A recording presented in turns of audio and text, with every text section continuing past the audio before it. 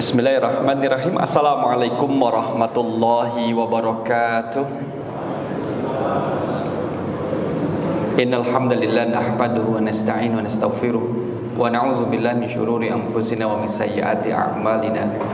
May yahdihillahu fala mudilla lahu wa may yudlil fala hadiyalah. Asyhadu an la ilaha illallah wahdahu la syarikalah wa asyhadu anna Muhammadan abduhu wa rasuluh la nabiyya ba'da. Allahumma shalli wa sallim ala nabiyyina wa rasulina Muhammad sallallahu alaihi wasallam wa ala alihi wa ashabihi wa man tabi'ahu bi ihsani ila yaumiddin.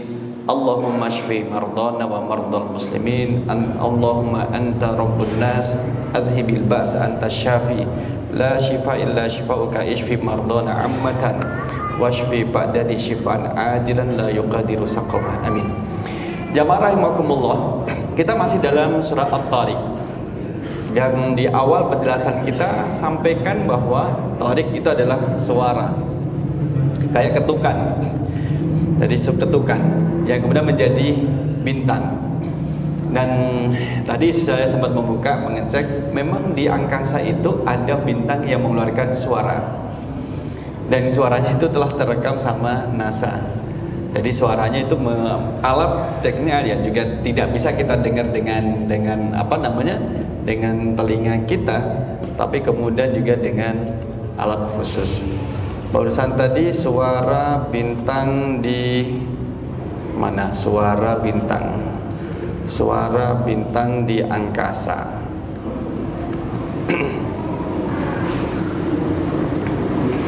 Yang kita dengar, oh malah sponsor. Tunggu nanti di sini muncul. Kita lihat suara, kita dengar suaranya. Bismillahirrahmanirrahim. Assalamualaikum warahmatullahi wabarakatuh. Oh banyak. Dan suara seperti suara ketukan pintu. Lantas, bagaimana rekaman suara bintang tersebut? Apakah benar Al-Quran telah lebih dulu menyebutkan bintang tersebut? Simak video sampai akhir hanya di channel Lensa Aswaja. Suara yang memiliki frekuensi berkisar antara 20 Hz. Nah, manusia tidak bisa mendengar gelombang. Biasanya hewan mana seperti suaranya? Kabul masuk bumi. Yang kita dengar tadi bukan video ini. Angkasa yang ada dalam short video. Nih. Jika diulas secara lebih mendalam, para ilmuwan menyebut suara gimana? misterius tersebut dengan istilah bintang yang mengetuk pintu atau bahasa ilmiahnya disebut bintang pulsar. Bintang pulsar ini yang penting. Alasan bintang tersebut dinamakan demikian karena menimbulkan denyut.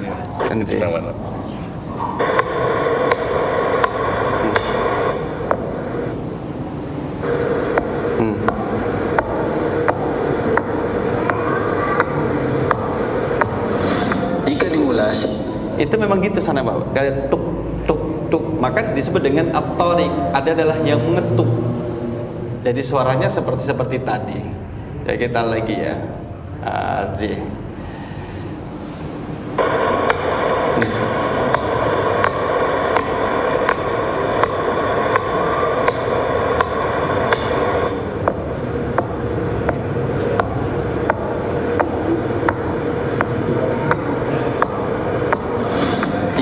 Nah, makna At-Tariq itu dari suara tadi. Mana At-Tariq? Maka yang mengetuk, tuk, tuk. Kalau kita mengetuk kayak pintu, mengetuk kayu, ada suara tuk, tuk, tuk, tuk gitu. Tadi hasil rekamannya seperti tadi. Itu bukan saya pukul mic-nya tuk, tuk, bukan. Memang suaranya dari sini. Itulah Bapak Ibu jamaah rahimakumullah. Ternyata kemudian Al-Quran telah menyibak terlebih dahulu dan maka disebutkan dengan istilah gini, Al-Quran mendahului ilmu pengetahuan. Jadi ilmu pengetahuan itu membuktikan setelah sekian lama, semakin berganti dari zaman ke zaman, nanti kemudian akan tersibar rahasia dalam Al-Quran, terulang, terbuka lagi. Semakin berkembang teknologinya juga akan semakin kemudian terbuktikan secara ilmiah. Karena manusia itu kemudian maunya percaya ketika melihat sisi keilmiahannya. Apakah di sini ada suaranya lagi? Secara teratur di setiap detiknya yang mencapai 30 kali denyutan per detik. Selain itu, bintang pulsar juga merupakan sisa bintang yang memancarkan gelombang radio yang kuat dan dapat bersinar secara terang benderang. Dan bintang pulsar inilah yang menjadi sumber suara seperti ketukan pintu yang berada di luar angkasa. Itu kalau di luar angkasa terus dengan suara kayak gitu, kira-kira jenengan takut apa betul Pak?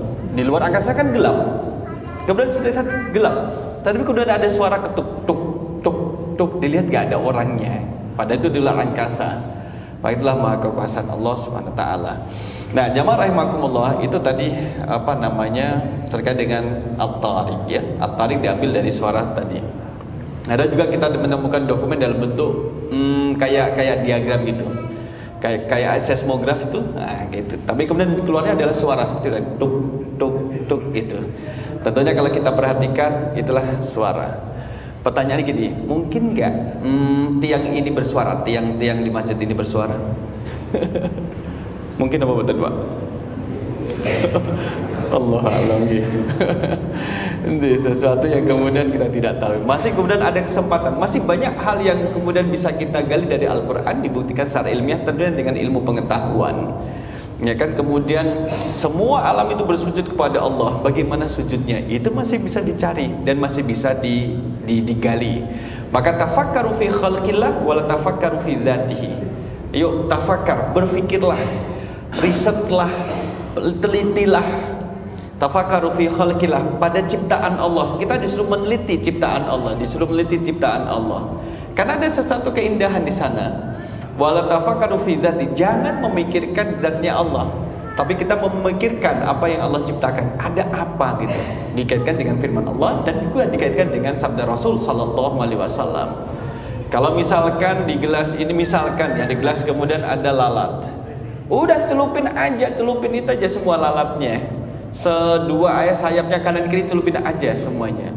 Karena Rasul hanya memberikan informasi, satu sayap ada racun, sayap yang lain adalah ada obatnya, dan tidak dijelaskan sayap kanan atau kiri. Nah, kalau misalkan ada lalat datang kemudian sayapnya cuma satu saja, gimana Bapak Ibu? Gimana? Dicelupin tadi kalau racun gimana? Dan itu belum bisa diteliti. Sebagaimana kemudian kita gali lagi. Ketika kita menemukan istilah najis mughaladah, najis yang kemudian berat, dalam cara membersihkannya tidak cukup dengan air tapi melibatkan debu. Kenapa tidak disebut dengan deterjen? Kemudian apa kemudian tidak diganti dengan deterjen sabun cuci atau kemudian deterjen untuk pakaian, tapi dengan debu? Tapi kalau Bapak Ibu melihat penelitiannya, ternyata kuman yang ada pada air liur anjing itu hanya bisa dikalahkan dengan debu. Kalau dengan deterjen apapun nggak mati. Dia tidak mati, tapi kemudian dengan tanah, unsur tanah, debu, ternyata mati. Satu lagi, Bapak Ibu, mohon maaf, ASI, air susu ibu. Ya, ASI itu ternyata kemudian bisa membunuh bakteri. Itu ASI. Ada bakteri kecil kemudian dikasih larutan, nggak mati-mati. Tapi ketika dikasih satu tetes ASI, air susu ibu, mati tuh. Maka betapa pentingnya, betapa berharganya bagi bayi sampai usia 2 tahun. Itulah kemudian ketaatan kita, kepatuhan terhadap Al-Quran.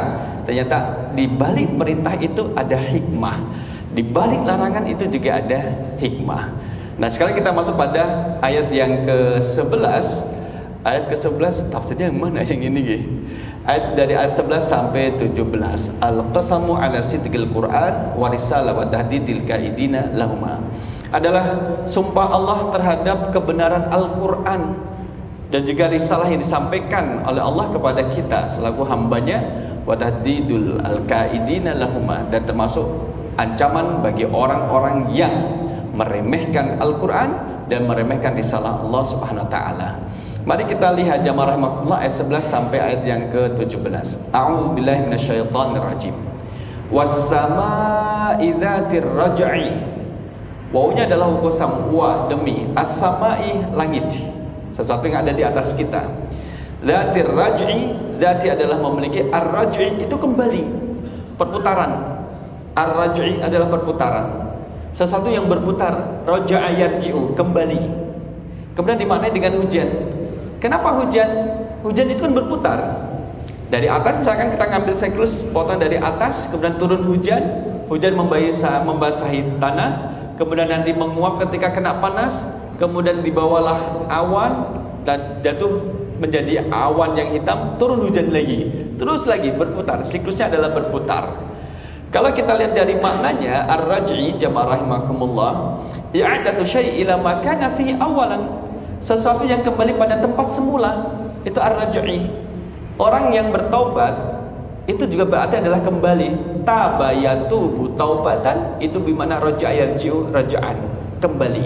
Orang taubat itu kembali. Taba yatubu taubatan, orang taubat.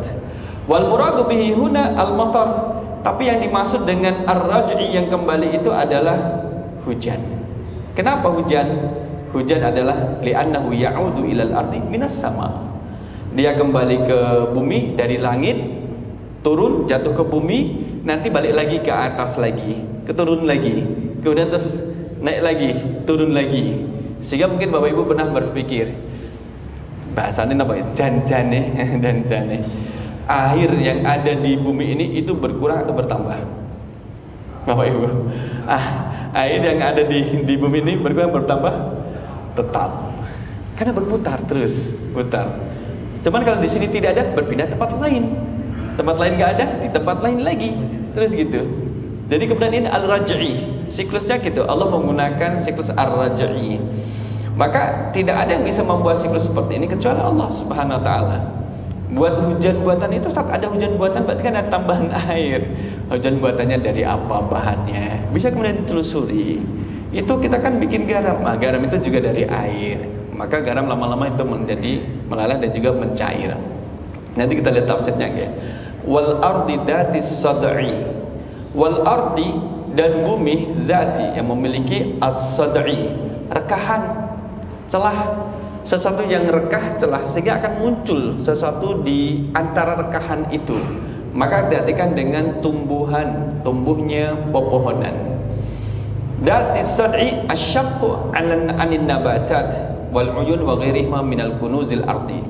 Sesuatu yang kemudian terbelah, itu as-sad'i.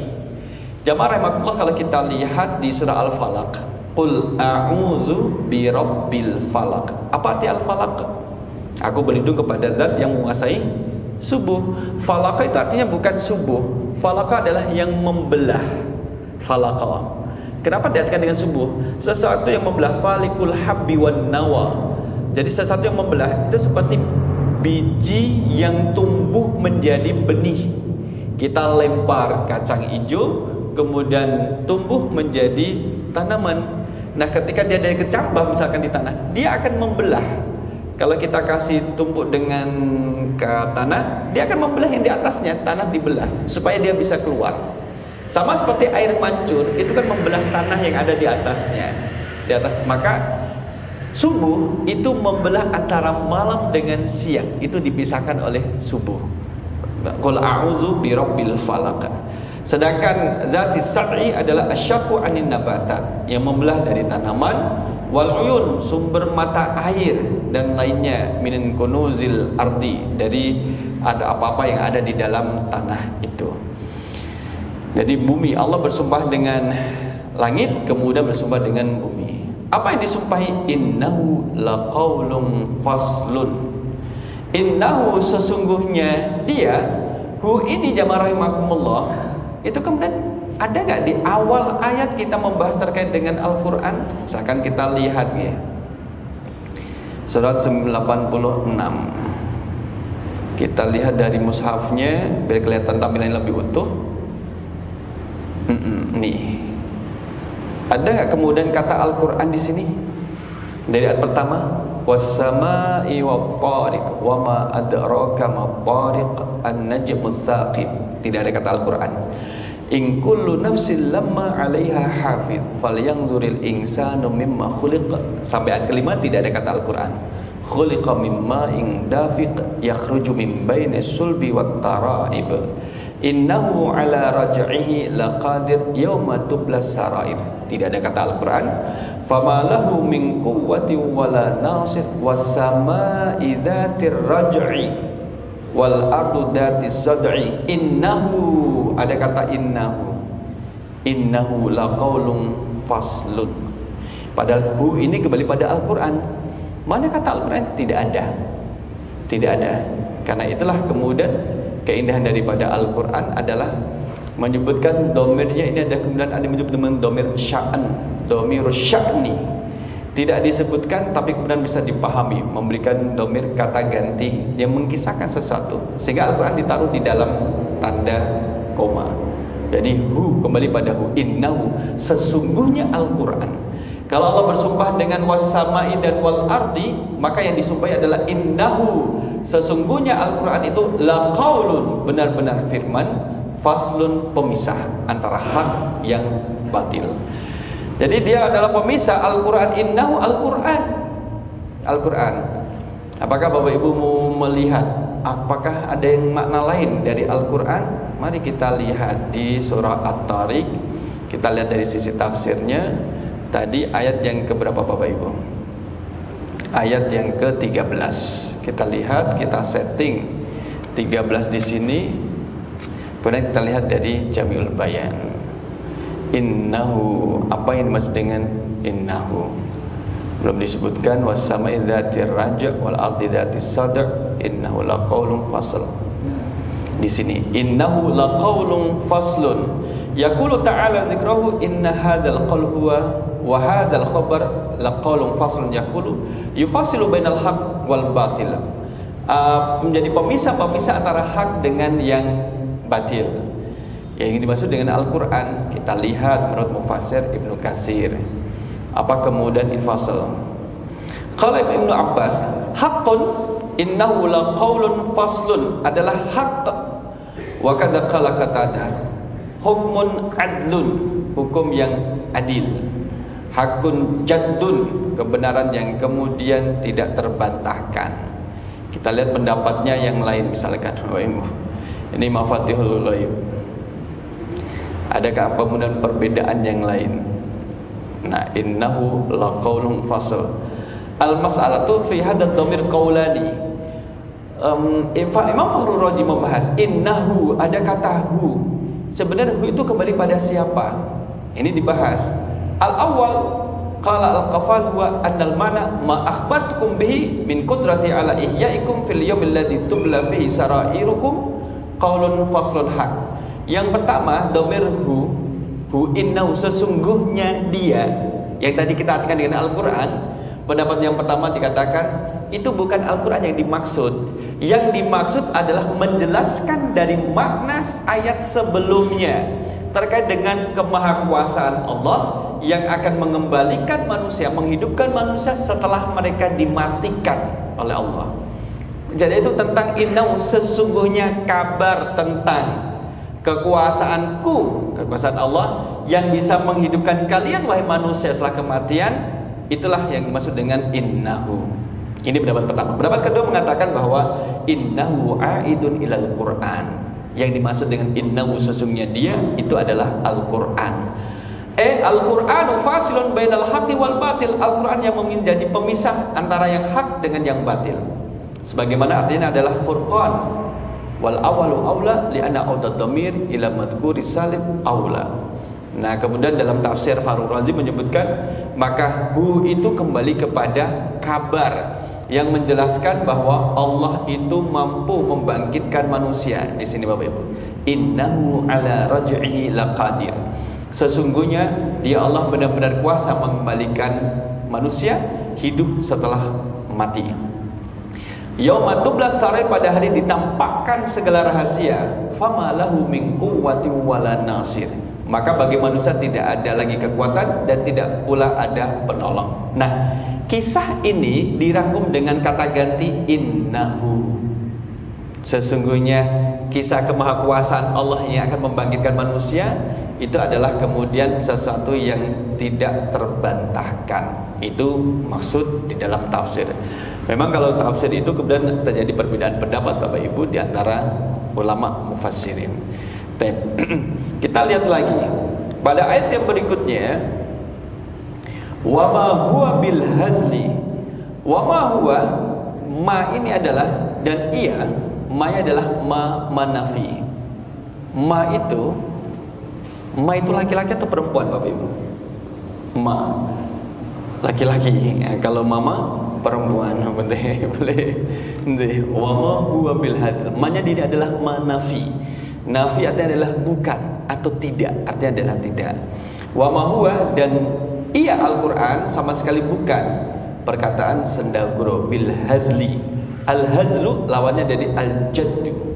Al-hazlu adalah sendagurau. Kalau jaddu ada sungguh-sungguh. Salasun jaddahunna jadda, hazlahunna jadda. Ada 3 hal yang disampaikan, kalau disampaikan dengan serius dia akan menjadi serius, kalau disampaikan dengan bercanda dia juga akan menjadi serius. Apa itu? Nikah, kemudian cerai, ada satu lagi nanti dicari ya. Jadi orang bercanda dengan nikah, gimana? Saya kapan mau dinikahi? Yuk nikah yuk sekarang. Ayo, ya udah jadi. Mau nggak kamu jadi istri saya? Mau. Jadi itu. Nggak boleh, nggak bisa untuk bercanda. Lah bagaimana kalau misalkan dalam film? Nah itu hati-hati. Sebaiknya ambillah aktor yang memang sudah pasangan suami istri, gitu. Atau kemudian tadi kita sebutkan termasuk cerai. Kalau serius juga akan jatuh cerai. Kalau bercanda pun jatuh cerai. Yuk kita latihan cerai-ceraian yuk. Loh gimana mau latihan cerai-ceraian? Kita mainan cerai-ceraian, gimana rasanya dicerai? Jangan, bahaya. Sesuatu yang halal tapi dibenci oleh Allah itu adalah perceraian itu. Maka setan berusaha untuk menceraikan suami istri. Kalau ada yang romantis, ada juga pihak-pihak yang kemudian iri, hasad, ingin memisahkan mereka. Senang melihat pasangan susah, susah melihat pasangan senang. Baik. Ini al-hazlun adalah sesuatu yang sendaguro. Kalau di sini jamaah rahimakumullah adalah wa ma huwa bil hazl bil la'bi wal batil. Al-Quran itu bukan sendaguro. Serius, yang disampaikan di dalam Al-Quran adalah serius. Bukan sesuatu yang batil, sesuatu yang haq. Fa innahu jiddun kulluhu. Semuanya adalah serius. Itu Al-Quran itu serius, menyampaikan sesuatu dengan serius. Tidak ada sendaguro.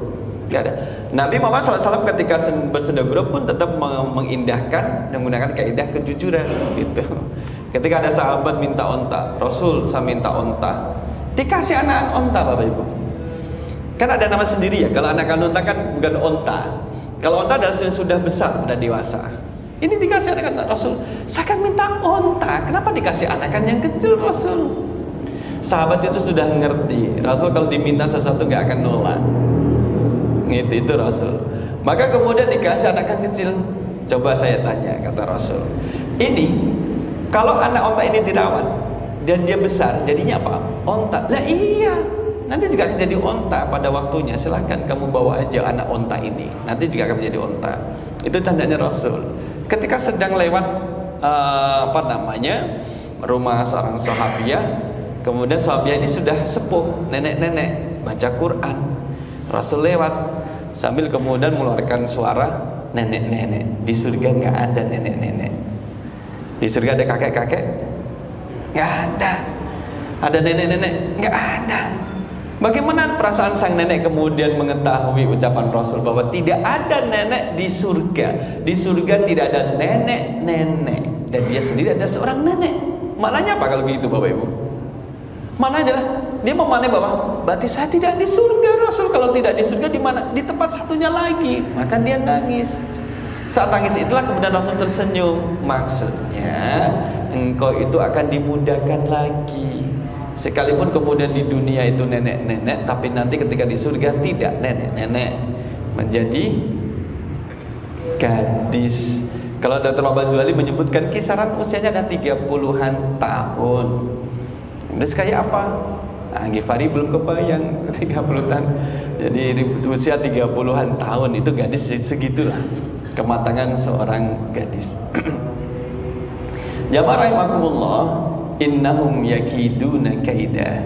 Sesungguhnya mereka orang kafir itu melakukan tipu daya. Ini kaid, tipu daya. Innam al-kufaru min ahli Makkah wa amsaluhum. Orang-orang kafir dari Makkah dan semisal dengan mereka yang memiliki watak yang sama seperti mereka memusuhi Islam, menjadikan kaum muslimin sebagai common enemy, musuh bersama. Yakiduna kaida yudabbiruna wa ya'maluna al-mukayyada li itfa'i nuril Islam. Mereka merekayasa, mencurahkan jerih payah, kemudian mencurahkan hartanya bagaimana Islam itu tidak bersinar di Timur Tengah. Bagaimana Islam itu kemudian tidak bersinar di Jaziratul Arab. Bagaimana kemudian cahaya Islam menjadi padam, li'itfa'i nuril Islam, untuk memadamkan cahaya Islam. Jangan sampai, jadi dikeluarkan strategi untuk menyerang, kemudian apalagi strategi untuk menghanguskan. Kalau misalkan kita lihat bagaimana Israel kemudian jangan sampai kemudian ada pejuang-pejuang di Gaza, kemudian di bumi hanguskan. Gaza kemudian sudah menunjukkan eksistensinya, pindah ke tepi barat. Nih sekarang mengarah ke tepi barat karena beberapa pelanggaran yang dilakukan Israel setelah gencatan senjata sudah terlihat. Nah, jamaah rahimakumullah, itulah mereka orang-orang kafir yang kemudian tidak mau melihat cahaya Islam akan berkembang. Wa ibtalu amrin Nabi, dan mereka membatalkan semua perintah Nabi sallallahu alaihi wasallam. Saking bencinya terhadap Nabi, saking bencinya terhadap Islam, sehingga mereka mencurahkan bahasanya apa? Bertungkus lumus. Kalau bahasa Godean apa? Bertungkus lumus. Apa yang bertungkus lumus?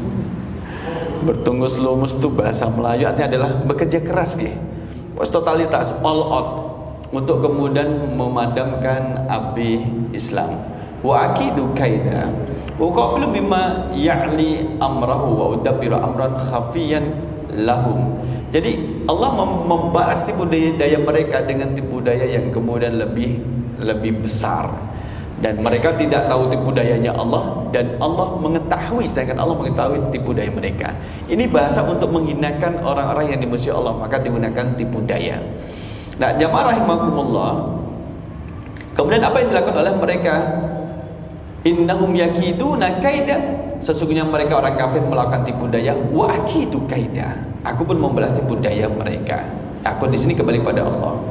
Famahilil kafirina amhilhum ruwaida. Mahala yumahilu, maka tangguhkanlah orang kafir itu. Mahil, pelan-pelan lah. Mahlan. Kalau kita mengatakan mahlan, pelan-pelan, jalannya pelan-pelan, mahlan. Famahilil kafirina, tangguhkanlah orang-orang kafir itu. Amhilhum ruwaida, biarkan mereka sejenak bersenang-senang. Tangguhkan balasan untuk mereka. Tahan. Jangan buru-buru, biar mereka menikmati sisa-sisa waktu sebelum kemudian nanti diberhangus oleh Allah Subhanahu wa taala. Nah, jamaah rahimakumullah, itu gambaran bagi orang-orang yang kemudian mengingkari dari apa yang ada di dalam Al-Qur'an. Di antaranya adalah hari kebangkitan. Setelah dibangkitkan, dikumpulkan, akan dihisab dan kemudian diberi balasan. Bagi orang yang kemudian tidak meyakini dengan adanya kebangkitan, perilakunya tidak diarahkan kepada balasan di akhirat. Sesiapa yang kemudian tidak yakin adanya pembalasan di akhirat dan meyakini bahwa hidupnya sudah di dunia selesai, satu. Yang kedua, ya hidup di dunia nanti kemudian mungkin akan hidup lagi di tempat lain dalam wujud yang lain, tapi masih di dunia. Bagi seorang muslim, hidup di dunia adalah perjalanan kedua dari 4 perjalanan.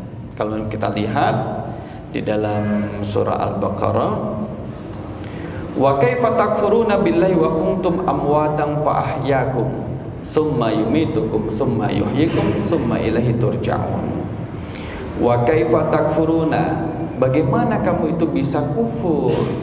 Kaifa takfurun, kok bisa-bisanya kalian itu kufur? Takfuruna billah, kufurnya kepada Allah. Wa kuntum, sedangkan dulu kalian itu amwatan, tidak ada. Kalian dulu tuh tidak ada. Ketiadaan kita sebelum terlahir, sebelum tercipta di dalam rahim ibu kita masing-masing, itu kita adalah mati. Mati itu kemudian tidak dianggap, ya. Padahal kamu tadinya adalah mati. Fa ahyakum, lalu dia Allah menghidupkanmu menggunakan ahya fa.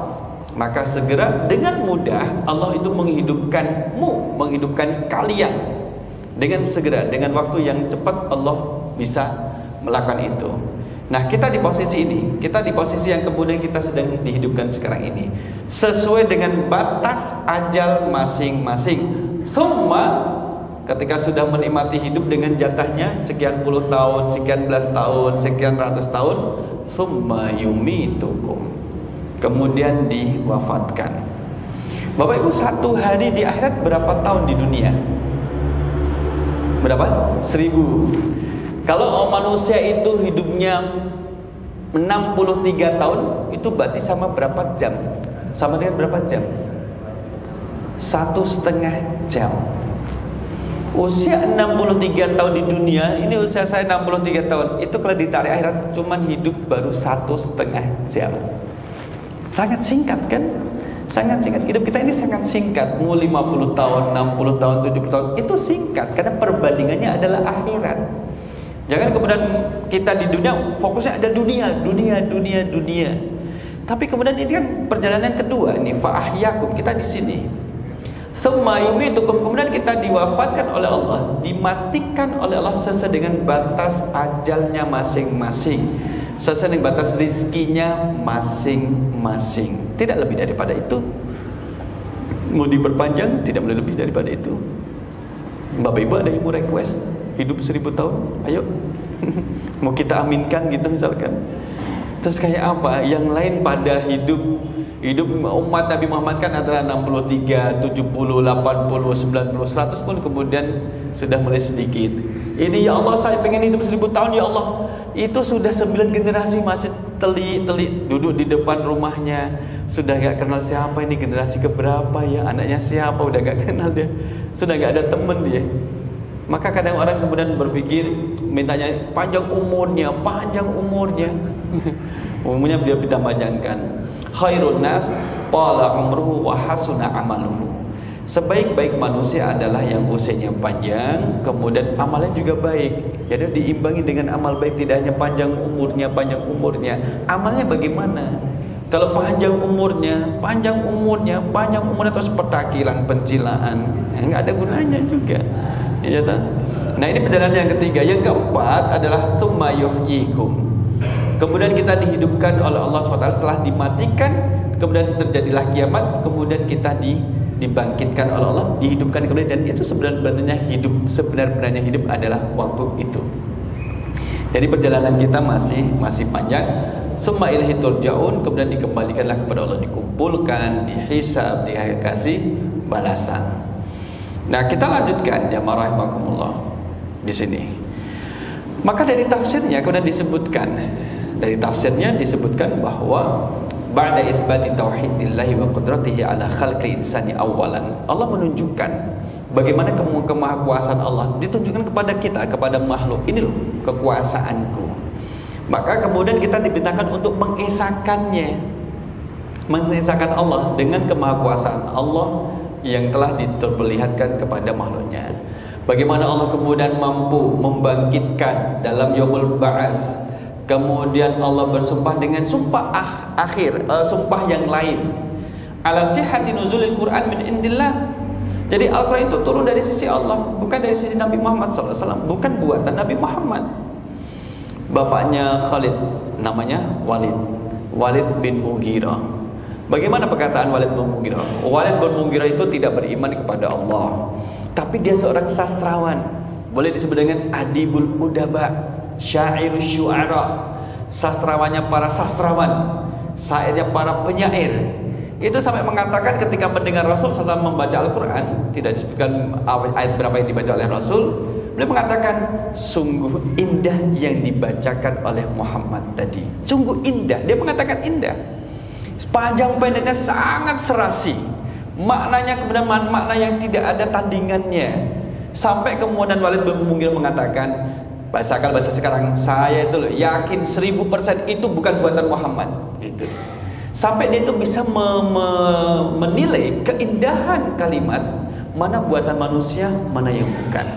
Jadi mengatakan itu bukan buatan manusia dan juga bukan buatan jin. Sampai ngerti bahasa jin tuh. Sampai ngerti jin itu gak bisa buat seperti itu. Sangat indah. Yang bisa menghargai Al-Quran adalah orang-orang yang paham dengan keindahan bahasa Al-Quran itu. Tapi tetap tidak mau beriman dia. Tidak mau beriman. Maka ini menunjukkan bahwa Walid bin Mughirah yang tidak beriman pada Allah saja meyakini bahwa itu bukan buatan Nabi Muhammad. Terus buatan siapa? Nah itu dia tidak menyebutkan. Pokoknya bukan buatan manusia, bukan buatan jin. Buatan Muhammad. Gak mungkin Muhammad bisa seperti itu, gak mungkin. Nah, seindah-indahnya kalimat yang terlahir dari lisan Nabi Muhammad SAW dalam bentuk hadis, itu ternyata masih jauh terkalahkan dengan keindahan firman Allah Subhanahu wa taala. Kalau Nabi Muhammad ngomong dengan dalam bentuk hadis, Walid bin Mughirah itu tahu itu ucapan Muhammad, dia tahu, bisa menilai tingkat keindahannya. Tapi Al-Quran dia tidak bisa menilai. Inilah mustamilan 'alal qawli wal fasli. Maka di dalam Al-Quran ada ucapan, ada ucapan yang membedakan antara hak dengan yang batil, menunjukkan kebenaran risalah Nabi Muhammad SAW dan juga wahyu yang diturunkan kepada beliau.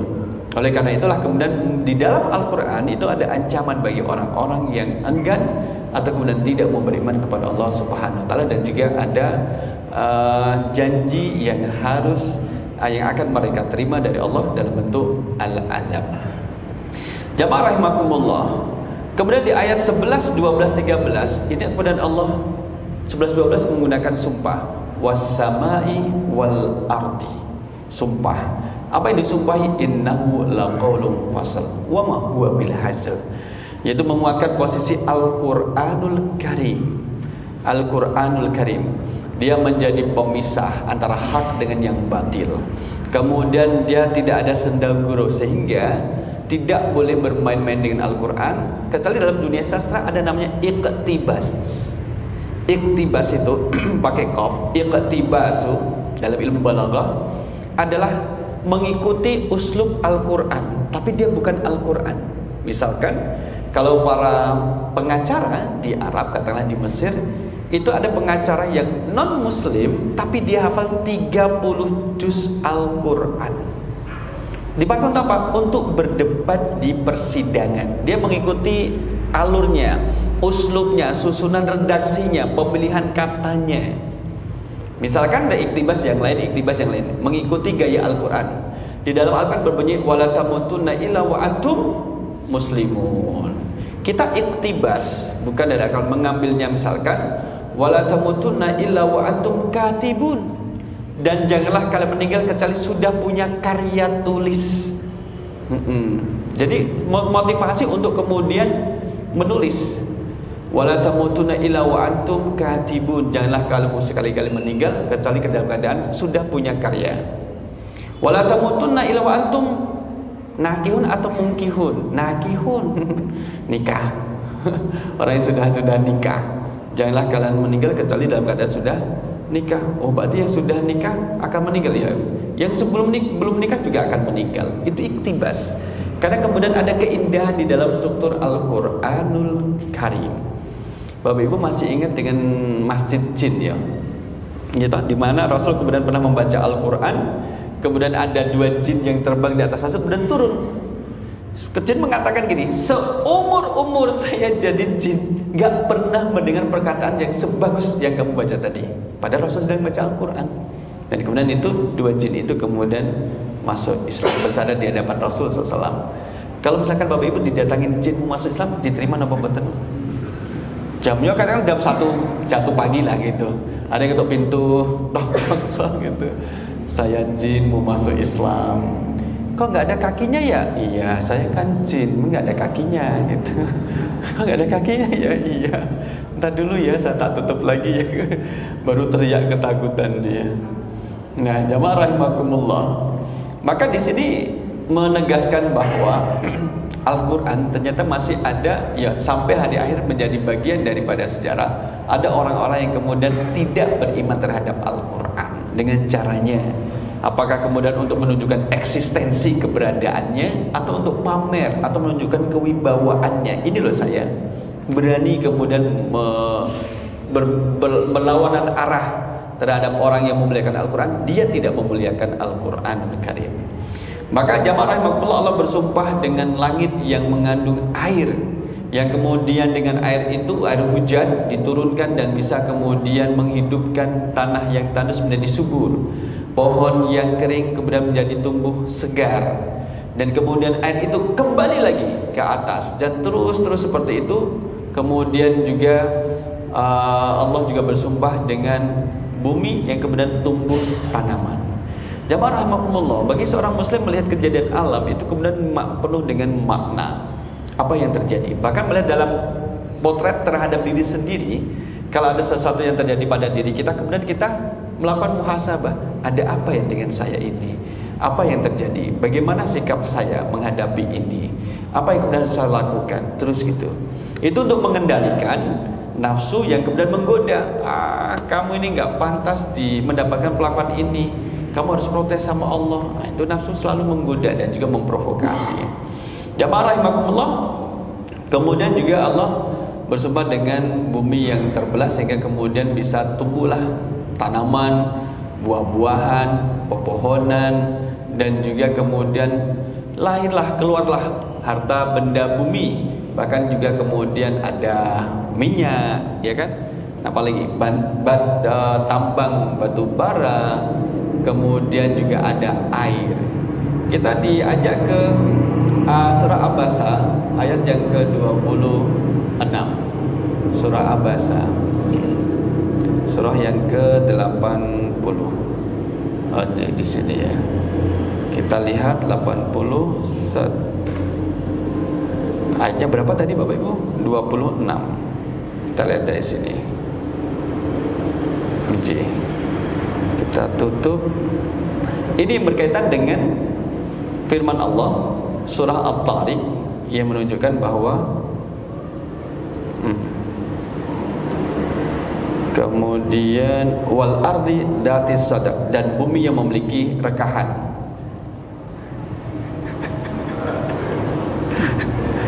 Minta dijemput. Ntar dulu lagi pengajian. Padahal sudah nggak ada WhatsApp di sini, masih ada muncul. Ya nggak apa-apa. Ini kaitannya dengan ayat yang ke-12 di sini Bapak Ibu. Tsumma syaqqaqnal arda syaqqa. Kemudian kami belah bumi dengan sebaik-baiknya. Fa'ambatna fiha habba. Lalu kami tumbuhkan padanya biji-bijian. Jadi kalau misalkan lihat percepatan benih yang tumbuh, itu kan nanti lihat bagaimana kemudian dia membelah tanah yang ada di atasnya. Wa inaba wa qabba, anggur, sayur-sayuran, wa zaituna wa nakhla, zaitun dan pohon kurma. Kita dengarkan azan. Jamaah rahimakumullah, kita lanjutkan bagaimana kemudian Allah menunjukkan kemahakuasaannya, membuktikan kebenaran Al-Quran, kemudian diawali dengan sumpahnya dengan memilih sumpah langit dan bumi. Langit yang paling atas dan bumi yang paling bawah. Itu pemilihannya. Dan Allah tidak bersumpah dengan menggunakan misalkan waktu, menggunakan tanaman untuk menyatakan terkait dengan kebenaran Al-Quranul Karim. Nah itulah innahu laqaulun fasl. Sesungguhnya Al-Quran menjadi pemisah. Ini menjadi jawab dari qasam, jawab dari sumpahnya Allah. Inilah yang disumpahi oleh Allah, ya. Nah jamaah rahimakumullah. Kemudian kita lihat bahwa ketika kita berbicara terkait dengan Al-Quran, tidak akan pernah habis. Kita menggunakan satu istilah di awal tadi. Al-Quran itu mendahului ilmu pengetahuan. Dan kemudian tidak sedikit ilmuwan-ilmuwan yang kemudian masuk Islam setelah melakukan penelitian dan melakukan uji komparasi secara ilmiah dengan apa yang ada di dalam Al-Quran. Maurice Buckley, kalau kita menyebut, kayak membaca Maurice Bosel, ada menyebut Maurice Buckley itu kemudian meneliti Fir'aun, muminya Fir'aun. Ini Bapak Ibu, muminya Fir'aun itu kemudian diteliti. Kenapa diteliti? Kok bisa ya dia meneliti? Ya dia adalah orang Prancis dan Mesir itu di bawah jajahan Prancis dulu. Jadi kemudian bisa diteliti. Kemudian ini kita Fir'aunnya. Ini kalau misalkan Bapak Ibu dapat topeng ini, insya Allah kaya Bapak Ibu. Dapat topeng ini, dapat topengnya. Atau yang kecil misalkan tutup jarinya Fir'aun. Ada nggak ya tutup jarinya Fir'aun? Tutup jarinya Fir'aun. Tutup jarinya saja. Itu kan cincinnya itu luar biasa. Tutup jarinya. Itulah Bapak Ibu. Jadi dia meneliti terkait dengan Fir'aun, mumi Fir'aun, dan kemudian didapati bahwa di dalam perutnya masih ada dua hal. Satu adalah tingginya kadar garam. Itu satu. Yang kedua adalah ada ganggang merah, sisa-sisa ganggang merah. Yang kemudian ganggang merah itu memang hanya tumbuh di laut merah. Laut merah itu lautnya bukan berwarna merah, atau warna merah. Ini ganggang merah. Ini yang beda lagi. Ini sudah diwarnai warna merah. Jadi itulah kemudian bagaimana ilmu pengetahuan membuktikan kebenaran dari Al-Quran. Mari Bapak Ibu, dengan kapasitas akal yang Allah berikan kepada kita, paling tidak kita cari memberikan kontribusi. Kemudian ketika mentadabburi ayat Al-Quran, kemudian bisa kita kaitkan dengan keilmuan kita masing-masing. Bapak Ibu yang kemudian memiliki background terkait dengan teknik, apa yang bisa dikaitkan dengan teknik dari ayat itu, gitu. Yang kemudian memiliki background terkait dengan pertanahan, coba dalam surah Al-Qalam cerita pemilik 2 kebun yang dulu kebun yang dibakar Allah di Yaman ya, di Sana'a. Bapak Ibu, kebun, peristiwa pemilik kebun yang kemudian dibakar oleh Allah, bahkan sampai sekarang tanah yang dulu dibakar oleh Allah sampai sekarang nggak tumbuh tanaman. Maka salah satu dosen dari alumni Inggris mengatakan, itu kenapa tidak tumbuh tanamannya, bahkan zat binatang atau tumbuhan yang sekecil apapun yang berada di dalam tanah itu ikut mati dalam lapisan sekian ke dalam sekian, sehingga nggak mungkin akan tumbuh lagi, nggak mungkin. Kemudian kedua adalah nutrisi tanahnya itu sudah mati. Dikasih rabu nggak akan kemudian menghidupkan lagi. Kemudian sampai sekarang menjadi bukti kemahakuasaan Allah Subhanahu wa Ta'ala. Nah, itulah Bapak Ibu jamaah rahimahullah terkait dengan surah At-Tariq. Insyaallah besok kita bagian penutup dari surah ini dan kita mengambil pelajaran dari surah ini insyaallah. Mari kita coba dengan doa kafaratul majlis.